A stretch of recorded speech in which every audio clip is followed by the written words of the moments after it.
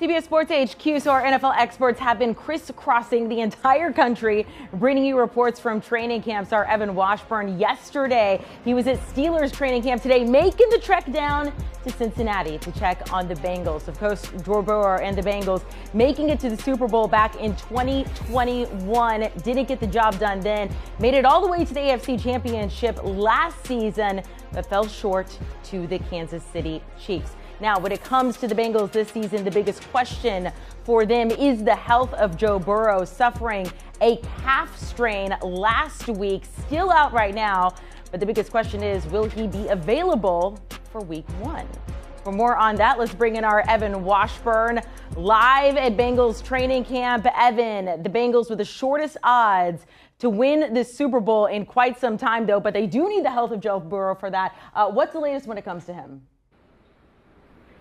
Well, look, the timetable hasn't changed, and they're being pretty conservative here in terms of allowing any information to get out. It's several weeks. That was what Zach Taylor defined as a timetable for Joe Burrow. Look, he's in the facility right now. He's walking around. He's got a sleeve on that right calf that he strained, as you mentioned, a week ago. I spoke to Zach Taylor for a while this morning, and I could tell there's not a real concern, at least at the moment, that this is an injury that's going to impact Joe Burrow long-term or even to start the season. And the Bengals have been here before. Last year, Joe Burrow missed nearly 3 weeks with that emergency appendix surgery. This is a completely different situation, Amanda, because he is so involved in everything throughout the day, outside of obviously being on the practice field and getting work in and getting live reps with his teammates. But he's in every meeting, he's in all the film sessions, so there's a sense that the onboarding, once he's back available, will be a lot smoother than it was last year when they did start 0-2.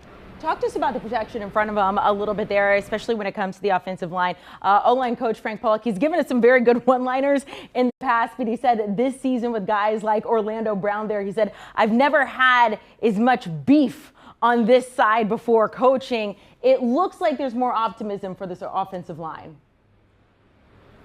Well, look, they've been kind of tooling with that area the last couple of years, and if you remember, one of the issues in that AFC Championship game a year ago was that they were down 3 starters across the line. Talking to Zach this morning, Zach Taylor, about Orlando Brown Jr., that was such a pleasant surprise for them. Teams have a plan going into an offseason, kind of surveying the free agency market, possible trades. Orlando Brown Jr. wasn't on their radar, and then he was. And within 24 hours, they'd signed him and brought him to Cincinnati, and now they have a Pro Bowl left tackle, which they've kind of been searching for. Jonah Williams makes that move over to right tackle, but he's not locked into that spot. There's a competition there to try and secure the other bookend to Joe Burrow. So this is part of the tweaking.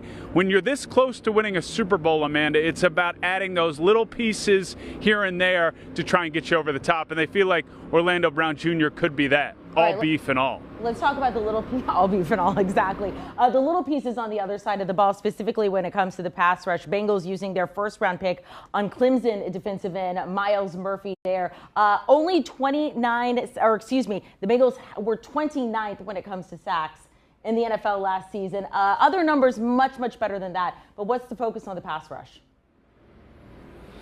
Yeah, and that 29th in the league comes a year after they were top 10 in the league in sacks. And there's some context here. Trey Hendrickson suffered a broken hand in week 14 and just wasn't himself. He fought through it, which was pretty valiant in terms of his ability to keep playing. But losing your top pass rusher at his best affects the numbers. Sam Hubbard was able to play through, but he's more of your run stopper and gets in the pass rush at times. Yes, they added Myles Murphy, but at least early returns here, Amanda, appear that he's going to have some work to do to get to a place where week 1 he's ready to contribute in that pass rush. But they're looking forward here. Trey Hendrickson just signed a 1-year extension, so Myles Murphy could be the guy for the future. But I would expect that pass rush to be much better to start the season with both Hubbard and Hendrickson healthy. Hey, Frith, with every rookie, a big learning curve there. Staying on the defense, 2 new safeties for this Bengals team. Talk to us about the secondary.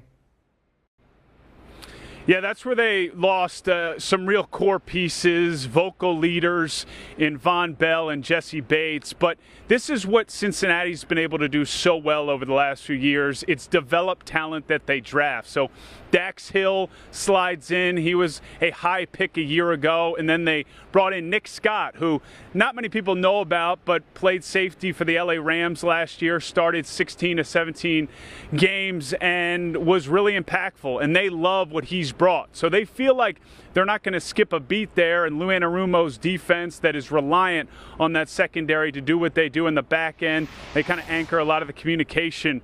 And I would say Dax Hill slides into the Jesse Bates spot, and then Nick Scott maybe taking that veteran role that Von Bell provided so much. But they're really confident that they're not going to lose the impact of their secondary despite two key pieces moving on in the offseason. Hey, really quickly before I let you go, Joe Mixon, we saw him take that pay cut. He's talking about how really he did this for the betterment of the team. What's he saying out there? Look, this speaks to the whole situation here, in my opinion, Amanda. The window, while with Joe Burrow, as he put it, is always open.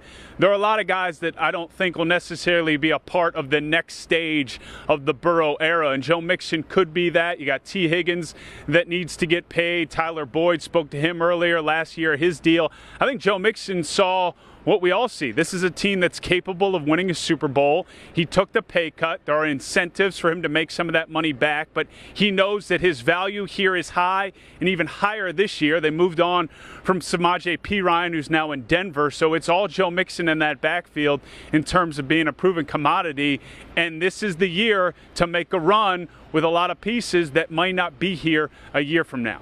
Evan Washburn, we appreciate it. I hope the frequent flyer miles are up. Good luck at your next stop on the training camp tour. That is Evan Washburn there. Catch him out on the sideline for several of our NFL games this upcoming season. Training camp tour, it continues, bringing you live reports today with the Bengals, and then you saw Pete Prisco, Rick Spielman there with the Bucs. Tomorrow, we'll visit the Dolphins and the Titans. And then August 6th, we will not see Aaron Rodgers in the Hall of Fame game, but we will get to see him at practice. We'll have live reports from Jets training camp on Sunday.